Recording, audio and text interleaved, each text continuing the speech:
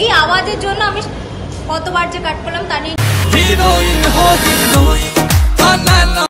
আওয়াজ ইন্ট্রো দেবো কি? আমি আগে খাওয়া দাওয়া হয়ে গেছে, এখন ইন্ট্রো দেওয়া হয়নি আমার। খাবারের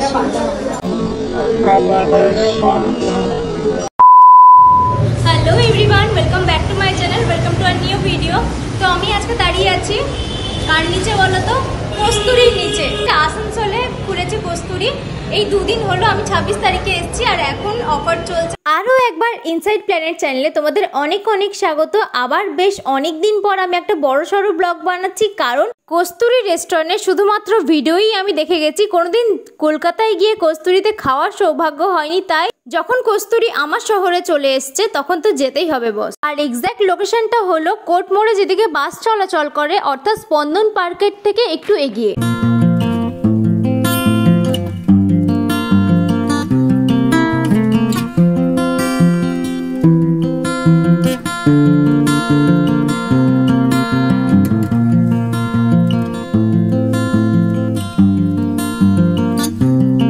কস্তুরীর 31 বছরের জন্মদিন উপলক্ষে চলছে সেখানে অফার। আর অফারের যে আইটেমগুলো সেগুলো মেনু কার্ডে ছিল না, ওগুলো আমাদের ফোন থেকে অর্থাৎ অনলাইন থেকে চুজ করে অর্ডার করতে হয়েছিল। আমি তোকে পাঠিয়েছিলাম হোয়াটসঅ্যাপে। হ্যাঁ এই তুই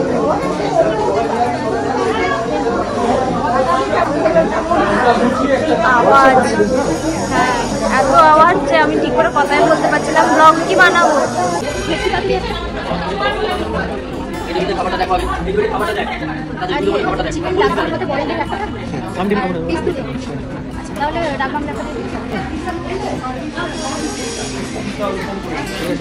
গন্ধরাজ একটা হবে, কচু পাতা একটা, ভেটকি পাতুরি একটা, চিকেন ডাবল একটা,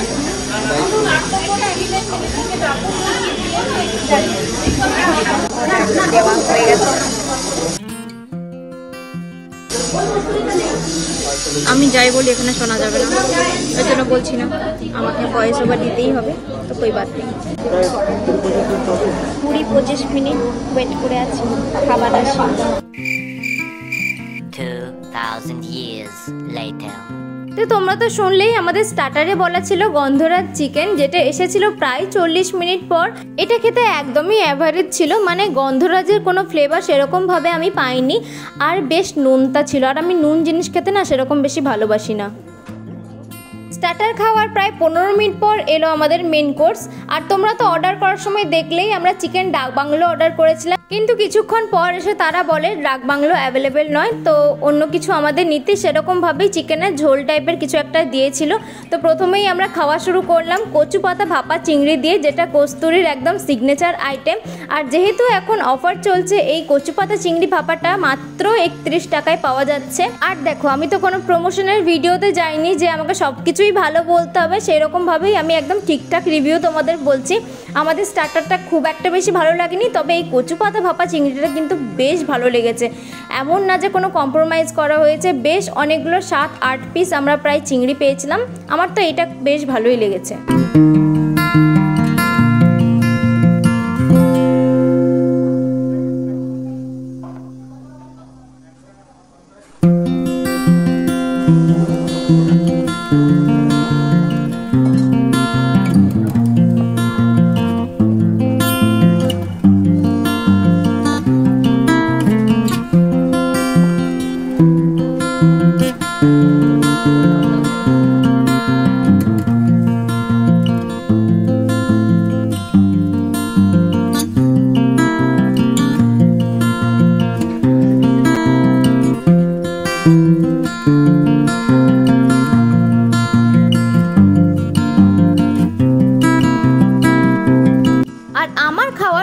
ওয়ান অফ দ্য বেস্ট ভেটকি পাতুরি খেয়েছিলাম আমি কস্তুরীতে। তোমরা আসানসোলের কস্তুরীতে গেলে এই ভেটকি পাতুরি আর কচু পাতা ভাপা চিংড়িটা মাস্ট ট্রাই করো।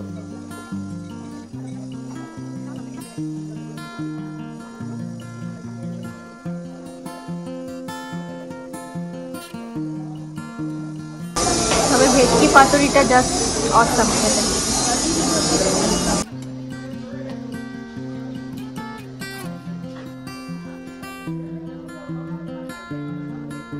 এই যে তোমাদের বললাম চিকেন ডাক বাংলোর পরিবর্তে এই চিকেনটা দিয়েছে। সত্যি কথা বলতে আমার চিকেনটা খেতে খুব একটা বেশি ভালো লাগেনি, একদমই নর্মাল ছিল।